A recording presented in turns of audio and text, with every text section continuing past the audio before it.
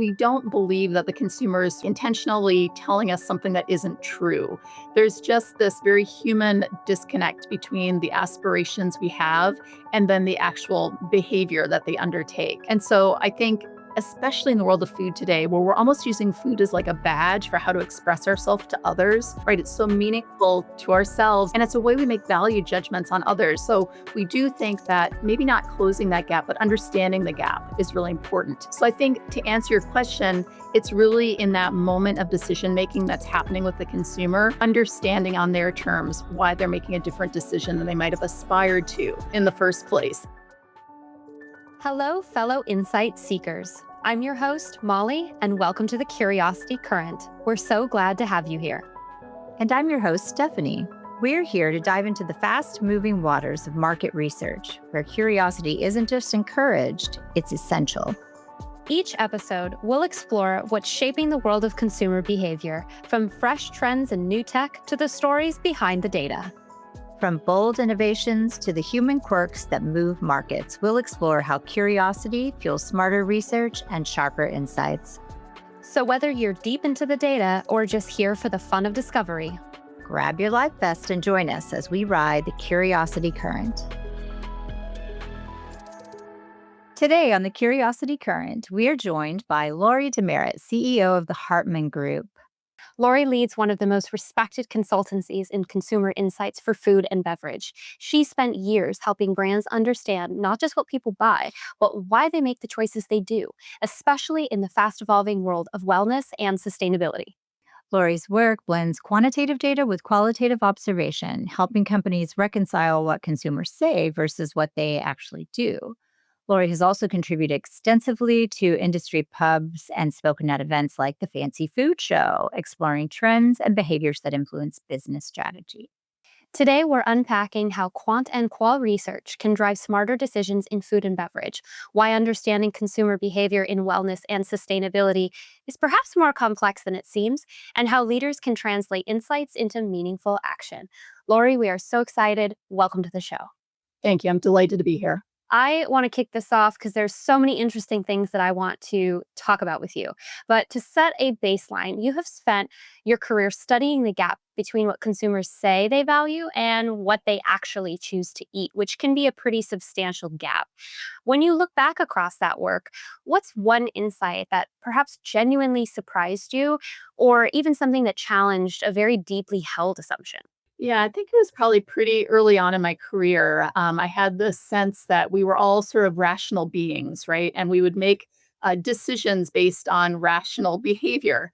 And I think it was a real milestone for me early on to discover that we really couldn't assume that.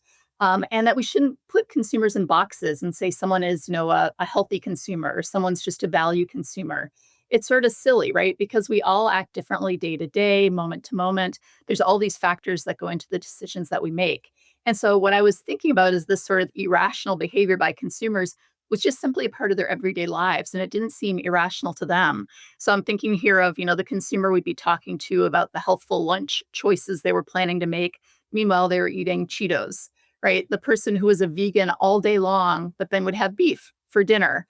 And so I think embracing this sort of so-called irrational behavior and accepting it as the norm for almost all consumers today is really important. And so depending upon that occasion, the consumer preferences, their choices will change. That means we've got to understand how to position our products at those different occasions. It means that putting consumers in these little boxes to define them doesn't always work. And so I think even though that irrational behavior was true for me personally, I didn't assume it was true for everyone else.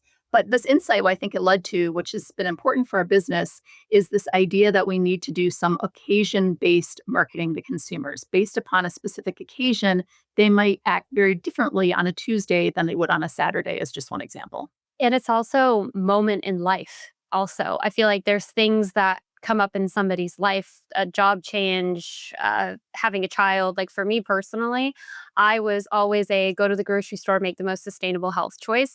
And now having a child, I've been living off Amazon grocery and just having things delivered to me. But it's definitely not how I am as a consumer usually. That's just how I am at this particular moment in time. And all the things that you were saying about consumers that talk about health and sustainability but eat Cheetos, I felt very called out. I want to jump us back just a little bit from just like the super interesting like category insights and talk a little bit about methodology. I think, quantitative and qualitative research are often treated as separate lanes. I hear this a lot from our clients, like when they show up with a business issue, do we want to use quant for this or do we want to use qual? From your perspective, what changes, what gets unlocked when organizations stop treating these as parallel inputs and start using them as an integrated system for understanding food choice? And I think another way to ask is just like, what does combining these methodologies unlock that neither approach can deliver on its own? Yeah, we think they're so powerful when used together, and that's what we always try to do if pragmatic considerations, allow on the end of our clients, budget, timing, etcetera. But I think there's many ways along that continuum to integrate them, right? There's sort of the little step of sort of doing them both and having them build off of one another, right? So you're kind of sharing information or truly integrating them when the teams are actually the same that are doing both the quant and the qual research. And I think that's so important because then you can refine along the way. You're going to optimize all the results and the outcomes that you're getting. And so we really try to stop from juxtaposing those together, right? You hear it all the time, right? Well, the quant said this, but the qual said this. And I think just kind of embracing that and even embracing we're just talking about the messiness of consumer behavior when you're doing both in an integrated fashion, it makes that sort of irrationality make more sense. And I think it gives us a much better understanding of choices, how consumers are making choices, how best to speak to those consumers. So we love having our teams be on both sides of that. Even though they might have a strength or one or the other, they work as an integrated team. And that refining and optimizing is a key part of what we think allows our clients to be successful. That makes a lot of sense. And I also, you mentioned the part about like when timing and scope allows. And certainly from a scoping perspective, it's going to be more expensive the more you do. But I would imagine that there are times that by integrating quant and qual, you're actually able to move faster. Do you find that to be the case? We do think that is the case because there's so many times if you were just doing a quant survey, for example, you might not know how to ask the question right. And if you make the wrong choice and use language that maybe the consumer won't resonate with or understand, you're not going to get a good result. So, how wonderful that then we can maybe go out and do a really quick kind of qual test, right? To just kind of see, well, how do consumers talk about this? What words do they use? And get that into the research in the right way. Obviously, in the same fashion, in the case of a qualitative only project, you find some really interesting nuances. You're going down these rabbit holes, but being able to find out are these really something that are going to matter in terms of just the size and maybe even the volume of sentiment we have here. So certainly doing both can find efficiencies and stop you from making mistakes that might happen if you're just doing one in isolation from the other. And does that mix methodology help to support closing the gap of that say-do gap, what people report in a survey perhaps, and then what they choose on a shelf? Is there any other methods, that you can share, other than like, the quant and qual married together that can support finding out, more about that? Yeah, and I think that gap is an interesting one, right? So I want to be clear that we don't believe that the consumer is sort of, like intentionally telling us something that isn't true. There's just this very human disconnect between the aspirations we have and then the actual behavior that they undertake. And so I think especially in the world of food today where we're almost using food as like a badge for how to express ourselves to others, right? It's so meaningful to ourselves and it's a way we make value judgments on others. So we do think that maybe not closing that gap, but understanding the gap is really important. So I think to answer your question, it's really in that moment of decision making that's happening with the consumer, understanding on their terms why they're making a different decision than they might have aspired to, right, in the first place. And I think that actually also brings up some really interesting findings. So, for example, we might think a consumer is making an unhealthy choice because they're buying something that we might think of is not healthy. But for them in that moment, it's a nostalgic product, or maybe it's something that tastes really good. It's all about comfort, and so that decision is actually laddering up to what mean being a healthful choice in terms of mental wellness or emotional well-being. And I think that talking that through when they're making that decision, why did you choose that? Gets to some of those findings where health in that moment means that choice of a food that might be very high in calories and very high in sugar.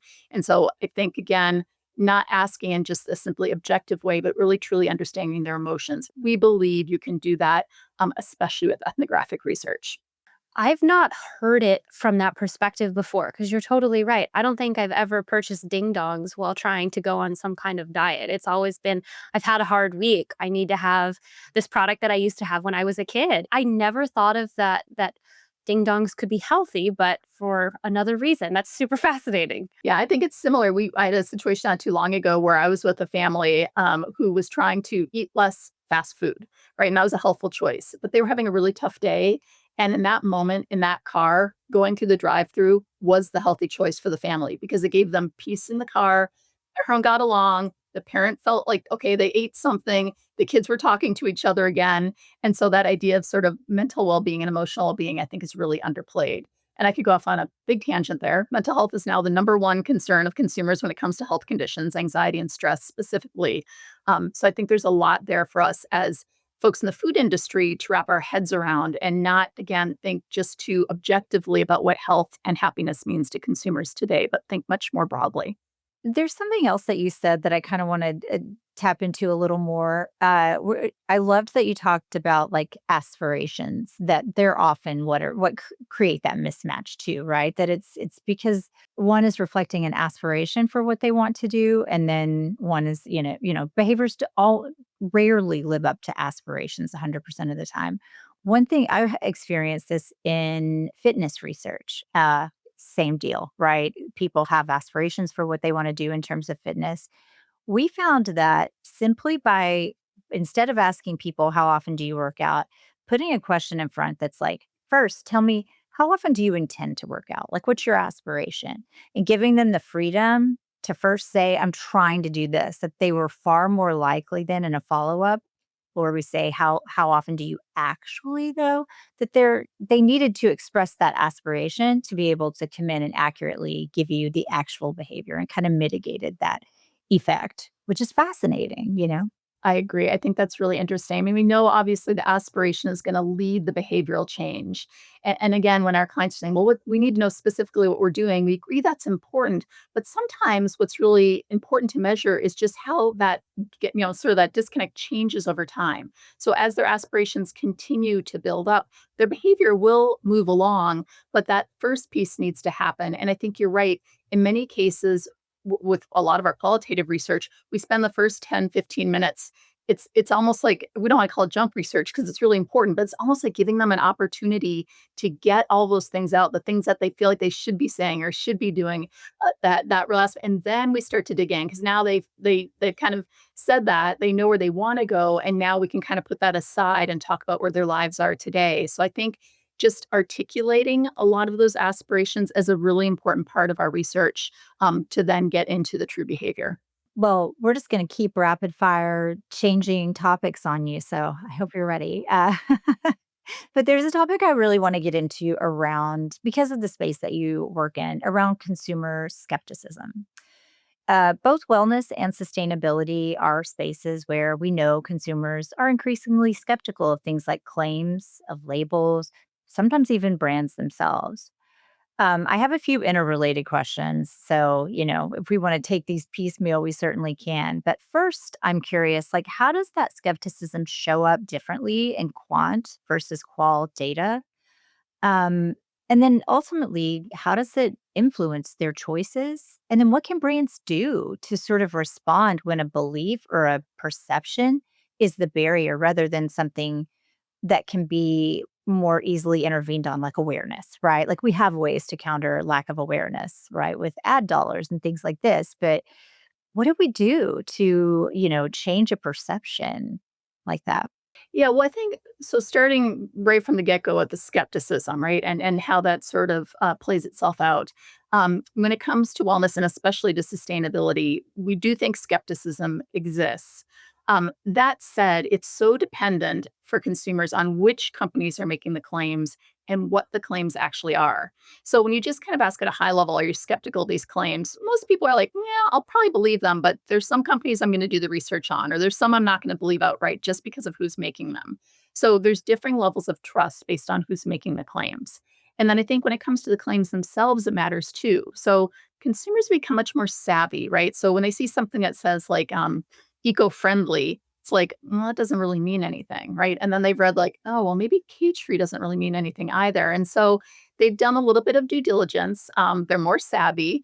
And so their skepticism can be triggered by some of these claims that consumer finds to be not legitimate. So I think that's one thing to note. Now, coming back to your question about how does this show up differently in methodological approaches, I think one thing that comes to mind recently is sort of an adjacent area, which is kind of values and trust, which leads up to skepticism. So in the quant research, we see really high numbers, like three-quarters of consumers who say they track the values of the companies they purchase from to ensure they align with their own. That's a little aspirational. What I was about to say. What? Okay. Yes, and then we have a third of consumers who say they've significantly decreased purchasing just in the past year based on the kind of a lack of brands alignment. So that seems high, right? And it probably is. But I think what's important is then when you go to the qual research and you understand kind of the why behind that, what does that mean? So I think we, as researchers may have assumed when we say values or trust, we need things like political affiliations, right? Or cultural associations. What the consumer means are things many times are much more pragmatic. So we had a consumer say, well, the brand made its package smaller, but it was still charging me the same amount. And that seems untrustworthy to me. It makes me skeptical about that company that they weren't forthright about it. Or a company that might be now using recyclable packaging and making big claims about it. But now the product doesn't stay fresh as long and it tends to fall apart now in that packaging. And so I think when we talk about sort of values or trust or skepticism, yes, it can be about those big things, the eco-friendly and the organics of the world. But in many cases, it's much more pragmatic. And so I think that marriage of the quant and the qual information can be really helpful because you can kind of understand now both the action the consumer's taking, but what the reason behind it is. And it's not always sort of like as highfalutin as we might imagine. Totally. Those are fascinating examples. I wondered too, like when you talked about maybe like not expecting a brand to play, the brand not having like the legitimacy to play in a space. Is that something that like would that affect like conventional brands suddenly being like, and this is our organic line or whatever? I think that was something, especially as you say. I mean, that was, gosh, like 15 years ago, where all the mainstream brands were bringing out organic. What we found for most consumers, though, is it was sort of like if I already trusted that brand to provide the conventional product for me, I think they're probably doing the right thing. For those consumers that really lived in that organic world, it was a little off-putting. I mean, I think, at a high level, what can brands and companies do about this if they're going to make claims? Well, I think it's, number one, just clarity around what the goals actually are, monitoring their progress, measuring them, and then sharing back the progress. And I think the really key part here, and the part that so many, like you say, these mainstream brands got caught up in, is they felt like they had to be somehow like perfect overnight, right? Like all of a sudden they had to be super sustainable, environmentally friendly, and talking about climate change. And for some really committed consumers, that might be important. But for most mainstream consumers, they're just looking for progress, right? And so the consumers say, I'm on a journey. I'm trying to make better food choices. I'm trying to be more sustainable. I want the companies I buy from to also be on a journey, but it doesn't happen overnight. So I think as long as the companies can be clear about what that pathway is, that they've got the metrics, the measurements going on and sharing those back out, most mainstream consumers are going to be satisfied because it's really just echoing what's going on in their lives as well. Super interesting. Yeah, and I think that also plays into this idea of trade-offs when consumers are at the shelf. You can test a product and you can absolutely say in a closed survey environment that it's a winner, but it can still tank at the shelf in market. So when you think about perhaps mixed method approaches, or other types of approaches to the research, how are you finding that you measure those trade-offs? What consumers are willing or unwilling to make choices that determine, their buying behavior when it comes to price, convenience, wellness, and also tying into being environmentally sustainable. Yeah, and I think you really hit it on the head, right? So we've done so much work in the wellness and the sustainability space, and the question we always get from clients is, are consumers willing to pay for those things? And if so, how much? Right? So continuously we're asked like, let's put in a survey, let's find out is the first threshold, 10% more, 20% more.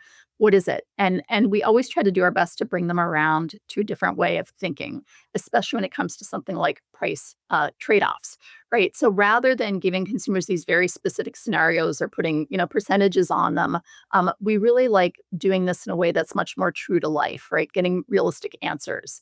And so understanding, for example, what the hierarchy would be of categories in which they do trade-offs or not. So organic milk to a new mom is much more important than buying, organic crackers, right, for herself. It's just one example. And so understanding what is the subcategories that are most important, where are they willing to make those trade-offs? And so one of my favorite examples was going out into the field, and we were trying to understand how much consumers were willing to pay for organic fresh produce specifically. What was their percentage we could put on it, basically. But we wanted to do ethnographic research. And so I was shopping with a mom who did not have a ton of disposable income, but she'd claimed that organic was important to her. And so we're shopping, and she is buying organic strawberries. And those organic strawberries are like 3 times more than conventional strawberries. We're like, "Wow, that's a lot of money, why are you willing to do that?" And she said, "Well, I've read all these articles about how much pesticides are in strawberries, and my kids literally eat them out of the pack before I even get to rinse them. So I always buy organic no matter what the price is." And then 30 seconds later, we're in front of the broccoli with her, and there's conventional broccoli and organic broccoli, and she buys the conventional, even though it's only like 20 cents less than organic. Like, why on earth wouldn't you buy the organic broccoli when the price point is so different? And she looks us in the eye and says, only my husband eats broccoli in our family, not the kids. Oh, that's such a mom thing. That's hilarious. And she didn't, that didn't seem funny or strange to her. It was just practical, right? It's like, I'm not going to spend the money on my husband, right? She basically said something like, he's already he's diseased inside. He's fully cooked. Yeah. Yeah. So then we had to back up and say, okay, so organic matters to this consumer, right? Is she an organic produce consumer?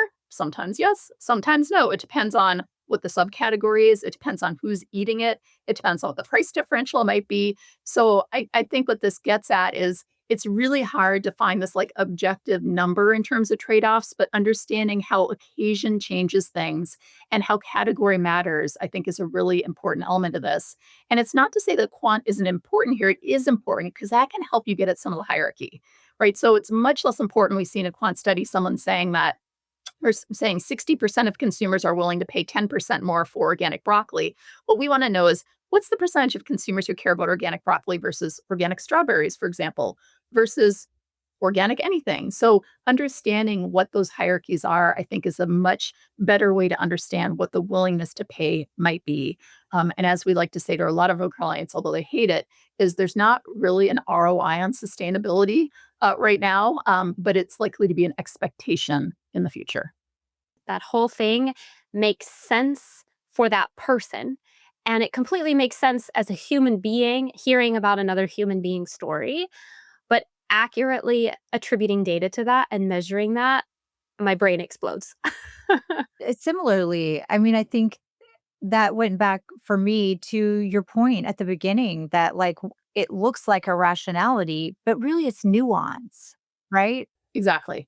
I think that's exactly what it is, and it's the personalization of choices down at the individual level, which to your point is really difficult to figure out, right? Because you can't just individually interview every single person.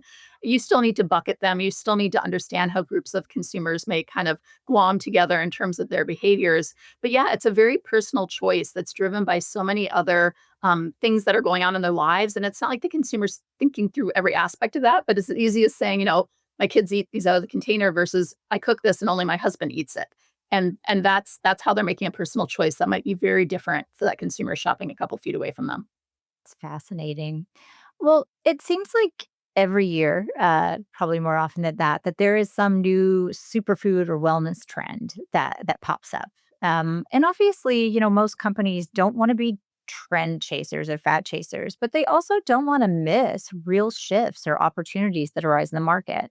I'm curious, what kind of signals do you look for to tell the difference between something that will really endure versus something that's in a hype cycle and it's going to be out as fast as it was in? And if you have an example, that's genericized enough that you could share it about, maybe somewhere where early research helped you identify, something that looked great on paper, but that was never going to at shelf be something that had longevity? Yeah, absolutely. Yeah, I think the first thing, and this sort of like fad versus trend discussion, I think is an interesting one and one we've been having for a long time. And the one sort of caveat I want to note is that for some companies, following a fad isn't a bad thing. If you can meet the moment with a product, and most importantly, if you can get out of the market with the product when the tide starts changing, right? So if you can do it right, you can make a lot of money. And companies did back in the early days. Gosh, this is going way back, right, to low carb days. If you got in at the right time and then you knew when it was over and you got out, you were in good shape. But you've got to be really, operationally scrappy to do that. You've got to have a distribution system that allows for that. You got to stay really closely in touch with consumer sentiment. As a food executive going into a strat plan meeting and saying, "Oh, I've got this great idea, but it's only going to be successful for a year," is probably not going to win you a lot of trust. But fads can be chased, and you can make money off of those. However, for most of our clients who really want to understand what the longer term trends are, what we always try to understand is this coming from an authentic place of consumer demand? No, rather than just having consumers say, "Oh, yeah, this is interesting," or "I'll buy it." Is there really some baseline demand that's happening there? And is there a connection to what's happening in food culture today? Right. So going back to organic for a minute, that marketplace was driven by this desire for food purity. So consumers, it wasn't driven by saving the world. What the organic marketplace, when it exploded, was consumers said, "I think this food is healthier for me because it doesn't have all this bad stuff in it." That was their perception, whether true or not. And so that consumer demand around healthier, more pure food is what drove organic. And then food culture was talking about safety of food. And so there was this kind of broader cultural awakening about the safety of food. So to us, that's where the trends are going to stem from. How do you figure out what those are? One of the things we like to do is, as we call it, befriend the dissatisfied.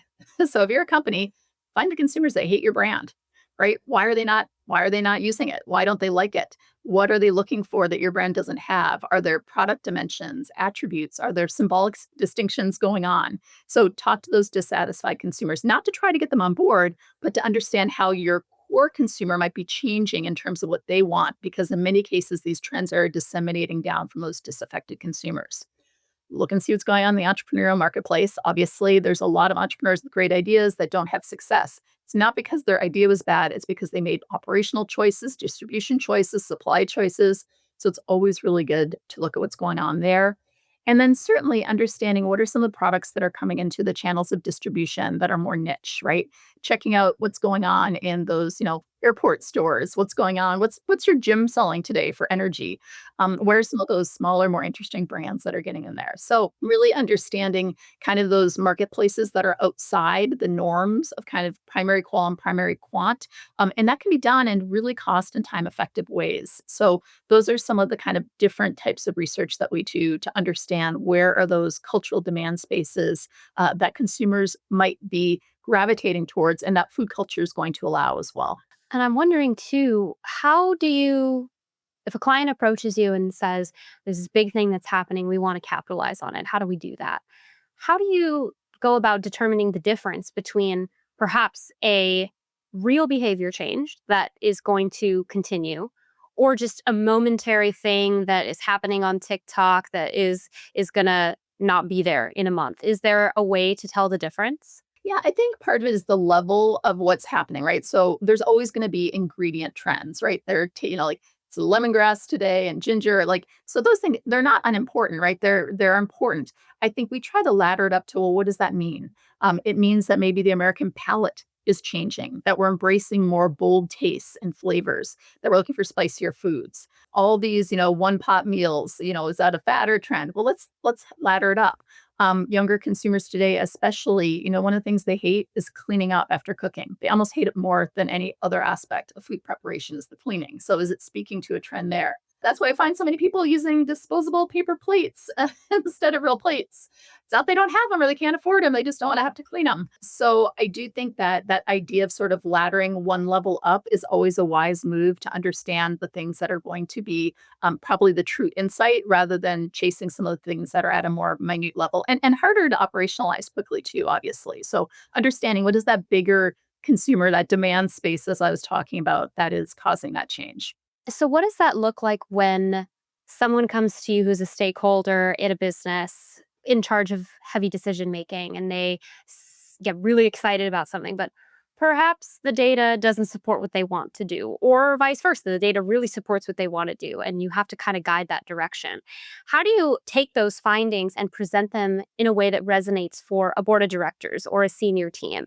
Any tips that you could share about taking those things to stakeholders? Yeah, I think obviously part of our business is really wanting to tell truth, right? And do that in a way where we are not marginalizing stakeholders. I think the simple way, and it's not. I say simple, it's hard because it takes time.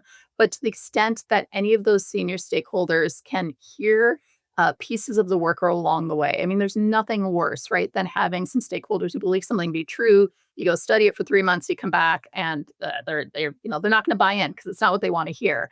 So I think to the extent that we can enroll them in, and it's as simple as like maybe sending a few 30-second clips of consumer videos, right, from the mouths of consumers. Passing the blame helps too when it's from the consumer, not from your organization, right? So I think the extent to which you are able to get the stakeholders involved, and we do see that happening more and more, even at high levels. I think there's been really a mandate for a lot of organizations to not be so far away from the research, but really to the extent that they can see what's happening along the way. So I do think that is an important piece of it. Coming from the consumer's mouth themselves always help. One of the other reasons that we love ethnographic research, because it's not just numbers, it's bringing those voices to the table, and then making it something that is obviously bite-sized and of interest too. And video does a great job of that today. So, a fun one that Molly and I wanted to get into with you. We know as we've been talking throughout our conversation, consumer priorities are constantly shifting. What are some emerging trends that you're seeing today that, you think are either really special or that you think brands are underestimating? Maybe that's I think there's some really interesting things going on right now in the marketplace. And it's sort of like some disparate camps coming together. So, for more than, gosh, almost 3 decades now, we've been studying health and wellness and primarily looking at what we call sort of the progressive food consumer.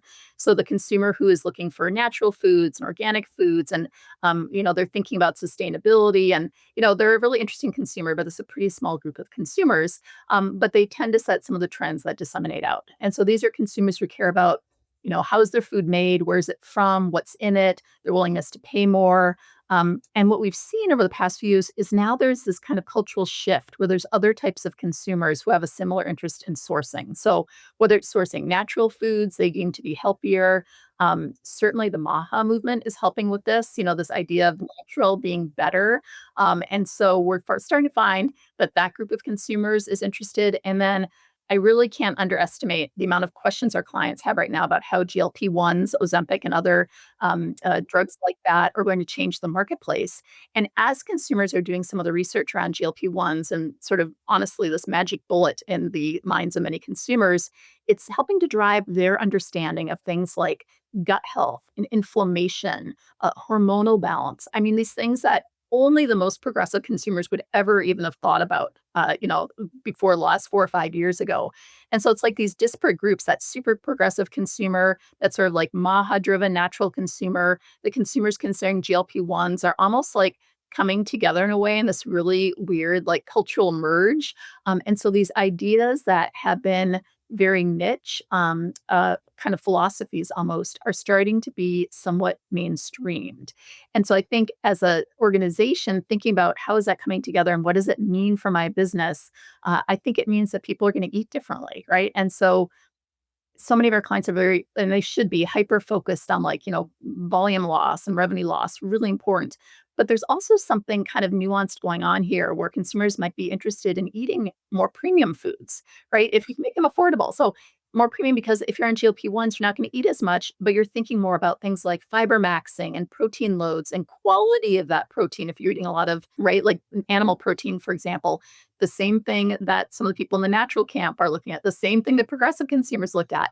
So there's sort of this interesting, I think, merging of quality expectations, emerging needs, the shifting health occasions, and a new understanding of what good food looks like. And so I would say, wow, what an interesting opportunity as these things come together. Now, how can we actually operationally execute on that? And so maybe by making higher quality foods, we're not going to lose as much revenue because we can pay more for them. That's just one example. That's maybe a little crass, but I think this coming together of different mindsets, but landing sort of in the same camp when it comes to some of the products and claims they're looking at is a really interesting and important trend that I think all food and beverage companies should be considering right now. Yeah, that is absolutely fascinating, and it's something we're doing a lot of research around because our food customers, our and customers in other verticals and categories as well, right? Because this sort of cultural moment is affecting not only food, but retail, buying clothing, the way you approach fitness, like so many things. But it's been so interesting. I think I know this on some level, but you're really pulling forward for me how much food is bound up in culture, which again, cognitively, but I mean, they're like inextricable, you know? It's fascinating. Yeah, absolutely. I mean, I think, food today is, as I know, tied into your values. It's tied into your cultural heritage. It is family. It expresses love, right? It's become this it's not about satiety and your 3 meals a day anymore by any stretch of the imagination for most consumers. It is so much more than that in terms of emotional renewal and trying to optimize your health through food, which we're seeing more and more of. It really is, a part of how we express ourselves and part of our culture today, and we don't think that's gonna change, right? A recession's not gonna change that, right? Will people make trade-offs into what they're buying? Absolutely. Will they think differently, make their basket be smaller? But that doesn't mean that the cultural associations with food are gonna go away. That's just not gonna happen at this moment. Yeah, this is so interesting that we're switching the idea to culture because I took a really interesting course in my undergrad that was tied inherently to what food means for different cultures and what the feelings of the home fire and coming together and sharing a meal and breaking bread all impacts, and how there's certain things. I wrote this very extensive paper that I actually, this was a long time ago, but I actually think about often, is things that certain cultures will say is important to them versus other cultures think is like really disgusting. And there's actually a lot of not just cultural ties, but also religious ties into what certain religions have dictated is something that you can eat versus what you shouldn't be eating or that you should pass on. Whereas what you pass on might be a staple for a different community. It's all so fascinating. It is intrinsically tied to the human experience. As long as there's been humans, we've been eating food.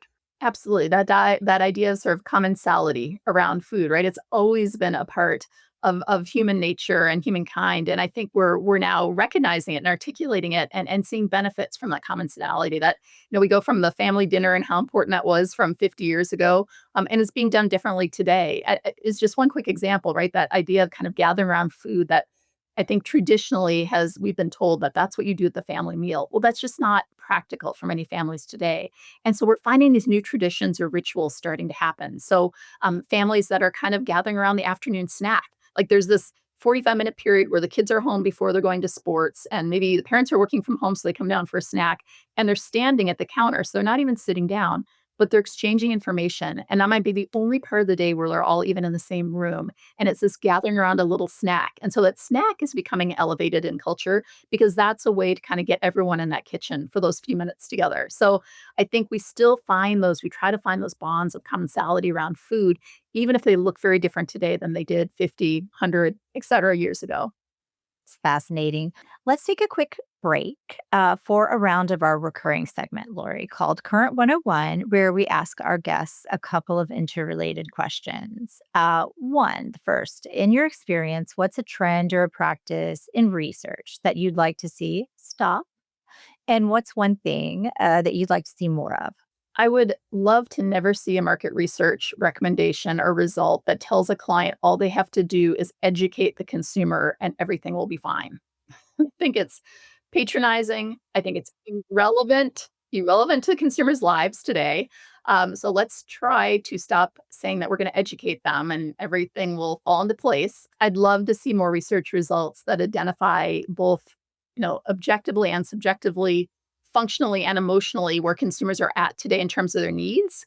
And then recommend to our clients that given that research, understanding where they are today, let's speak to them where they're at, right? In a way that's highly relevant, that is coming from a colleague, and not trying to dictate to them, and being as personal as we can, giving operational considerations as well. Those are good ones. I like it. Yeah. I think another thing that I wanted to do just to close this out is you're a CEO, Laurie. And so for the researcher who's listening right now who wants to move perhaps from outside that circle to into the circle of influence, what's something that is a single high impact action that they can take and perhaps even in just the next 30 days to help move them forward to earn that seat? And we know that this isn't just delivering more data or here's another dashboard because we're drowning in data, we're drowning in dashboards. There's so many things to look at. But instead, having that action demonstrate a value to those teams. How can a researcher approach that? Yeah, I think it's one of the values that's been one of our core values since we were founded 30 years ago, which is empathy. And so, if that inner circle you're trying to get into is a client inner circle, for example, it would mean providing a service that goes way beyond delivering data. As you said, we know AI is disrupting our clients' business. We know their budgets are shrinking. We know that people are losing their jobs. They're nervous about the regulatory environment and what can happen. And so I think what we need to do is to empathize with their situation before they even have to tell us about it, right? So going to them with lower cost and faster ways of doing business to still get them the results they need. Being ahead of those marketplace changes. So understanding what that landscape might look like to the best that we can. Asking them relevant questions, not with the sort of goal of trying to get them to do a research campaign, but just to show that we understand what they're going through. I think if you're thinking about the inner circle being colleagues within your organization, for example, understanding the needs of others around you, giving public praise often and doing it in a way that's true, enhancing the leadership of others, because we know that, especially in today's environment, empathy is understanding what they want, what their goals are.